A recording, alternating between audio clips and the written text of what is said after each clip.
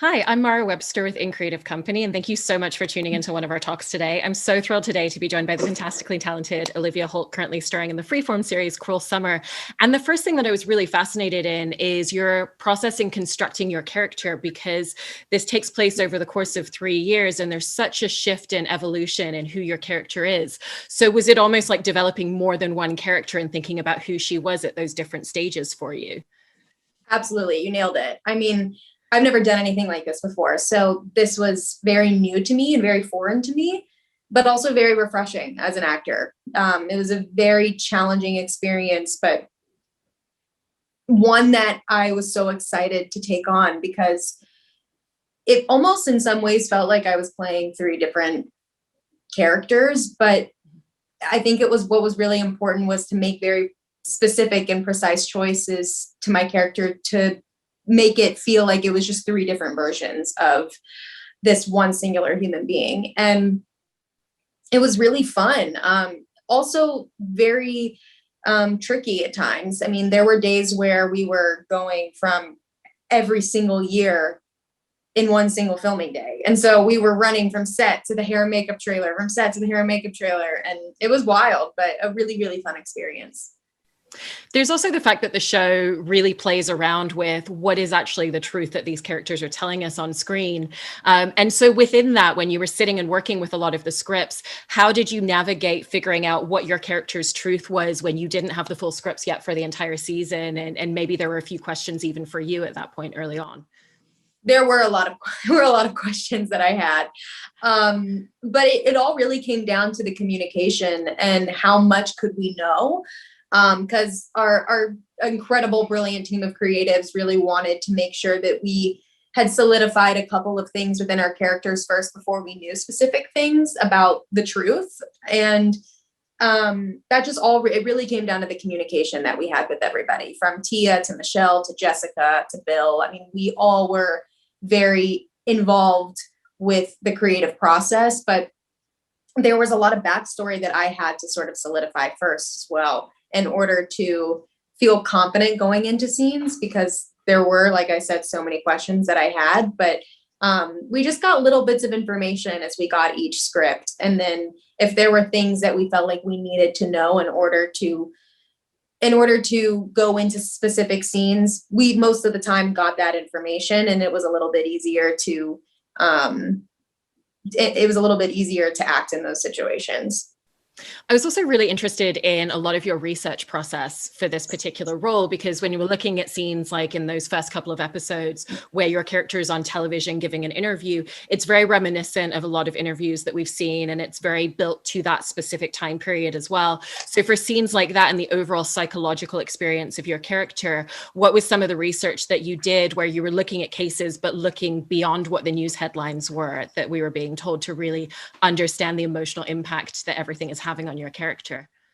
That's a really good question. I am a massive fan of true crime. I feel like there's a lot of real life stories that Kate what Kate has experienced. There's a lot of real life stories out there that are the exact same. And so even going into this, there were a couple of stories that I already knew about, and I just dove a little bit further into those. And there were a couple of documentaries that I was given to watch before we started shooting those scenes, and it's terrifying. It's really heartbreaking, because there isn't 1 ounce of glamorizing what that is like in this show. I think we really did a great job at executing just how real that those circumstances are, and how to move forward in those situations. And when you're talking about even the moment on the television where Kate is talking about what her experience was like, and then revealing a lot of information, that's her truth. And I think that's what most of these victims have gone on television to do, is to share their truth. And again, I think that we did a really great job at executing what it was like, especially during that time period. I also feel like that and so many other moments for your character, the costumes really tell a huge story about her. Like in that particular moment, you can tell that there's a team of people advising her on what she should be wearing, how she should be presenting herself. There's a lot of scenes where it feels like she's wearing outfits that her mother has dictated. And then there's moments where you feel like she's getting to explore her own identity through the clothing choices. So how did the difference in all these costumes and thinking about when these were choices that she's made for herself and when it's projections of other people through the outfits really help you in formulating character in a lot of different ways? You're very observant. I love that.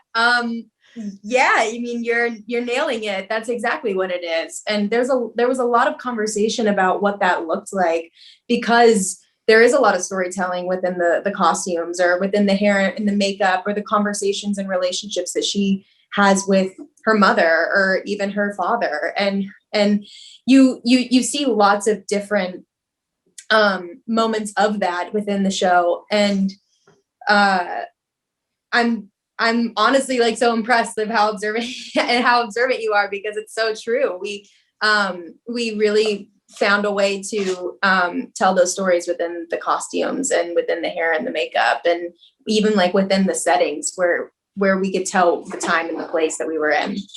Yeah. And I wanted to talk a little bit because you were bringing up her mother, and there's so many crucial scenes between the two of them. And, you know, her mother has this idea of who she wants to present herself to be to society. And she's channeling that into Kate as well, you know, and even moments where we see her mother like re-piercing her ears, even though that's such an unnecessary thing to do. So I was really interested in how the two of you really built out that idea of what this interesting dynamic was between the two of them and the way that her mom tries to infiltrate so much of herself onto her daughter. There's a lot of control there and a lot of manipulation, and it's a toxic relationship at times. Kate and her mother are best friends. And I think, you know, sometimes your best friends are a little too honest and transparent with you. But I think there is a layer there where maybe they need to just be mother and daughter. And I think Joy has a hard time holding on to that. Joy's played by Andrea Anders, who's one of the most brilliant human beings I've ever met.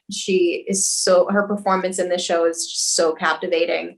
And we had a lot of conversation about what the relationship between Kate and Joy was. And the control is just so aggressive. And I think Kate's just at some point used to it. I think she's tired of it, but she's used to it.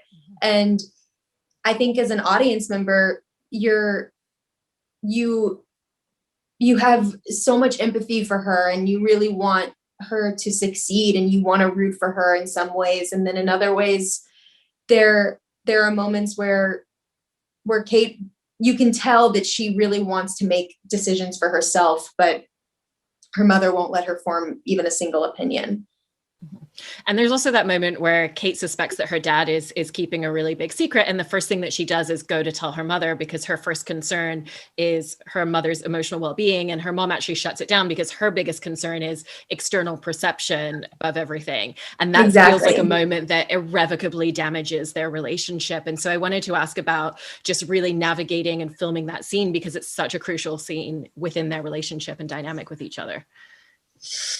Yeah, it was really tough to film too, because I remember that was very early on in our season, and we were still sort of trying to solidify what that relationship looked like. And I think that scene in particular solidified it. I think we, at that moment, were like, oh, this is their relationship. This is who Joy and Kate are.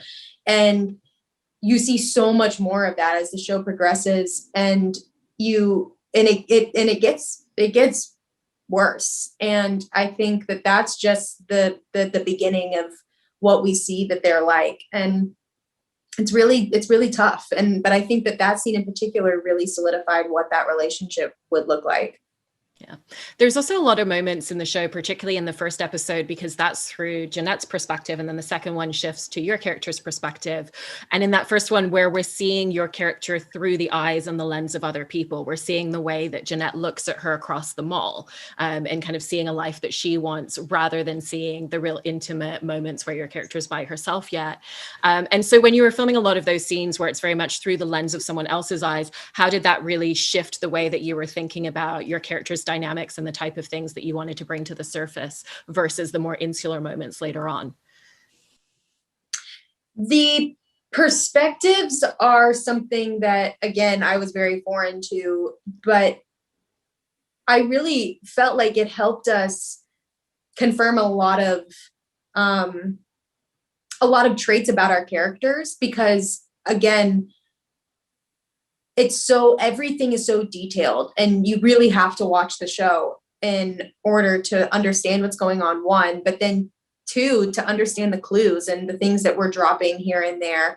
And I think that the perspectives of the other characters in the show make such a, when you're watching them, I think that it makes such a difference and really impacts everybody's characters throughout the show.